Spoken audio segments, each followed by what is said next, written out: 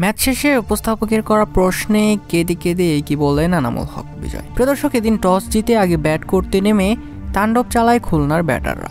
আফিফ হোসেন বশিষ্ঠর 50 এবং মহিদুল ইসলামের ঝড়ো ইনিংসে 20 ওভারে 4 উইকেট হারিয়ে 209 রানের পাহাড় সমান লক্ষ্য দাল করায় খুলনা টাইগার্স। 210 রানের টার্গেটে ব্যাট করতে নেমে শুরুতেই ঝড়ো ব্যাটিং করে দুর্বার রাজশাহী। শেষে এনামুল হক আর রায়ন বার্ল মিলে দলকে জেতাতে ধরে, যদিও মেহেদী মিরাজের অসাধারণ ক্যাপ্টেন্সি এবং হাসান মাহমুদের অবিশ্বাস্য বোলিংয়ে তীরে এসে তরি ডুবে রাজশাহীর। সেঞ্চুরি পেলেও দলকে জেতাতে ব্যর্থ হয়েছেন এনামুল হক বিজয়। শেষ পর্যন্ত 57 বলে 100 রানের অপরাজিত ইনিংস খেলেন এনামুল হক বিজয়। তবে এমন ম্যাচ কাছে গিয়েও হেরে গিয়ে সবচেয়ে বেশি মন খারাপ বিজয়েরই, কেননা তার সেঞ্চুরি কোনো কাজে আসেনি তার দলের জন্য। তাই তো ম্যাচ শেষে কেঁদেছেন এনামুল হক বিজয়।